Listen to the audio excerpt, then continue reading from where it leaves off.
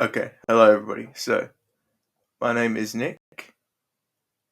I'm from the NGAN Reviews channel, and this is my review of Cobra Kai Season 1 in preparation for Season 6, which comes out by the time I'm recording this tomorrow. So, first I want to discuss the directing and filming and acting. Now, the acting, I thought it was a bold move making Daniel, the bully, and Johnny, the character, which we would feel sympathy for, especially after the Karate Kid Part 1, how Johnny bullied Daniel throughout all of high school that year, and yeah, it was a very bold move, making Johnny the good guy of the story, if you will, and yeah, I really thought they did a good job at showing Johnny's life was ruined straight after that night. He never recovered from that night, he never moved on from it, and then how Daniel's life basically just got so much better after that night. How we became rich, got kids, got a family, and everything, and yeah. Daniel had a beautiful wife, wonderful family, and Johnny, obviously had a son, Robbie, which abandoned and left with his mother, who's an addict, and after seeing their lives, it was pretty easy to tell who was doing good for themselves and who was, in a bad way. And I thought the directors did a good job at that. And now, obviously, I didn't want to go this whole video without touching base on the actors Ralph Macchio and William Zabka. I thought they did a really, really, really good job again. It brought back a lot of nostalgia watching them when I was, just a little kid. Um, and how Johnny and Daniel were completely different people, but they were still, in a sense, exactly the same. With the rivalry that they had. That neither of them had never really moved on from that day.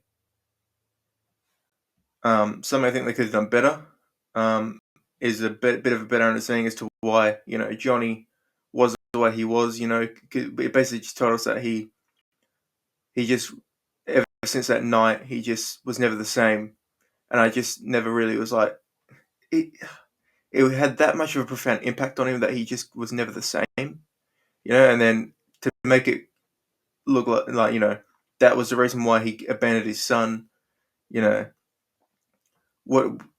Daniel as well, like how did he become this rich? He was obviously a great salesman, but how did he become this rich? And it would have been a bit of a good idea to at least give us a bit more of a backstory as to why they were the way they were 34 years down the line. And I would have loved to see a bit more of Mr. Miyagi, and a bit more insight on how his and Daniel's relationship changed over the years, considering he had that much of a profound impact on his life that caused him to, literally base his entire life off Mr. Miyagi's legacy and how profound it was on Daniel. Now, some positives of season 1. I found the character Miguel to be incredibly relatable in a sense of he was a very quiet kid who was invisible all the time, he was bullied at school by a bunch of assholes. And yeah, don't get me wrong, I now find Kylo very funny just because of how stupid he is and how comedically perfect his lines are timed. It's very, very funny, and I find it very amusing. But he was an asshole to Miguel in season 1, still is, but and you know,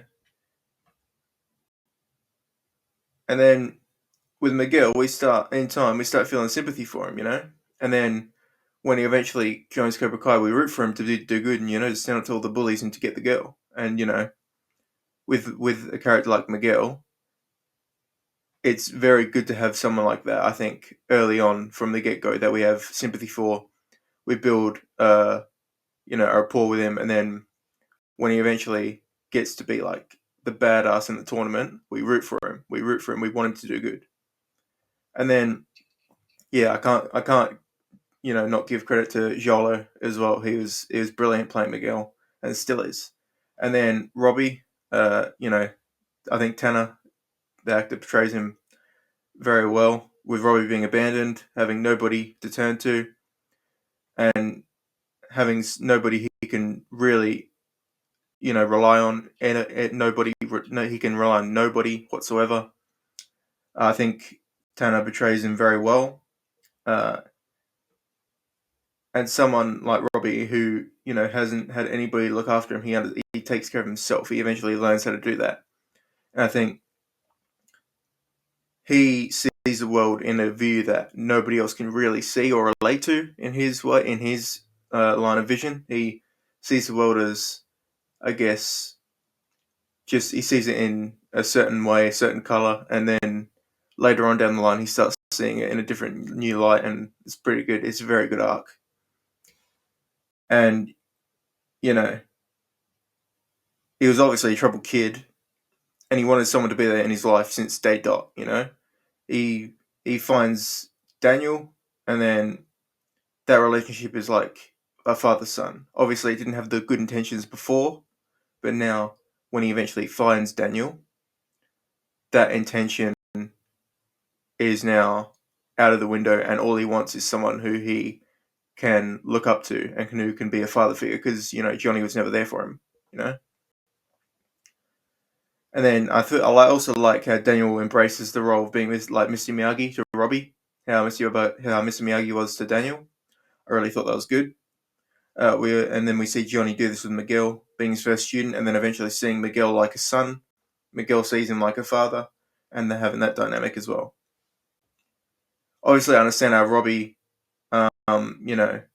when he joined Lucer Auto, he just wanted to get back at his dad. I understand that. But then when he actually saw how Daniel was, we saw the real Robbie, and we saw how he was just not a bad kid. He was just a very troubled kid, and I stand by that fact. How he was never a bad kid.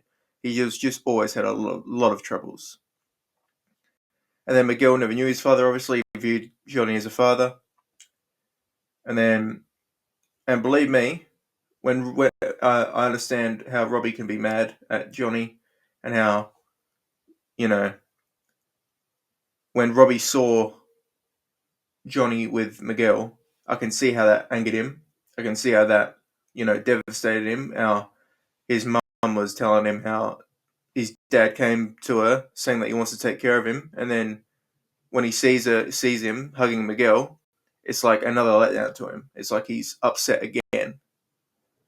But I can't help but just really love the dynamic of all the relationships between the Miguel, Johnny, Robbie, Daniel. That relationship, brilliant. I thought it was brilliantly well done. And yeah, that's basically all the ramble for now. And then we're going to now do the storyline of Cobra Kai Season 1. So it's plain and simple, and it's very easy to understand. And I've enjoyed the show. I do enjoy the show. I can't wait for tomorrow. And obviously, I've watched the show about 20 times over, so I know it pretty well. So it started with Johnny living in Rosita. A callback to Karate Kid when Daniel was living in Rosita. A kid called Miguel just moved in and wants to talk to Johnny. He dismisses him and goes to work, where he gets fired for saying a girl is bitching at him. Johnny later sees Miguel at a corner shop, which Miguel gets beaten by none other than Kyla. Johnny sees Miguel get pushed into his car, which obviously angers Johnny to the point where he starts beating them all up. Johnny is arrested and bailed up by his stepdad Sid, who tries to buy Johnny out of his life. Miguel sees Johnny and asks him to teach him karate, which he quickly declines, obviously not wanting to go down the road of being a sensei. Johnny then returns to All Valley, has flashbacks, and recalls a moment where his life changed forever. Being an emotional moment, it had to have something happen, and who else but Daniel LaRusso's daughter, Samantha, and her friends to crash into Johnny's car, which gets towed conveniently to LaRusso Auto. Johnny goes to get his car back and runs into Daniel, who to put it lightly, is a complete and utter arsehole to him. This then pushes and influences Johnny to approach Miguel and says, I'm going to be a teacher, I'm going to be a sensei, and in the end of the episode, Johnny starts up Cobra Kai. Now, the next episode starts with Daniel. His side. after what happened at the Eel Valley. He's rich, living in Encino, with a beautiful wife, Amanda, his daughter, Samantha, and son, Anthony. We see how he runs his car shop with his wife, called Larissa Auto, and how he's living very nicely going to a country club that they are members of. We see Sam and her friends throwing a pool party at Larissa's at the Larissa residence. When Daniel comes home, he flips out, rightfully so, and he eventually calms down and says to Sam to invite Kyla to dinner. We first see Miguel at school.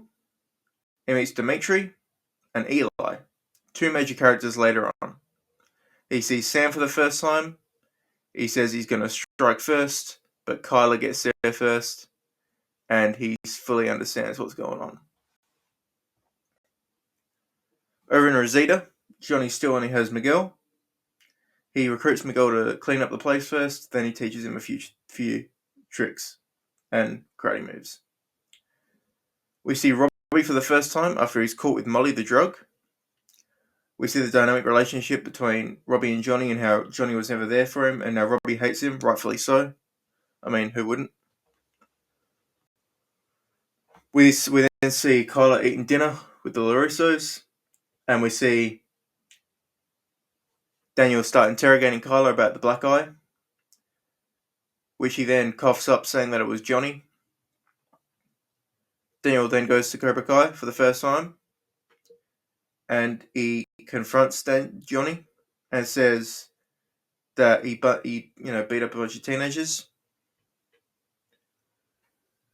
Johnny says that he beat up a bunch of assholes who deserved it, which they did. And then Daniel gets mad at him and everything, and yeah, Daniel just leaves, and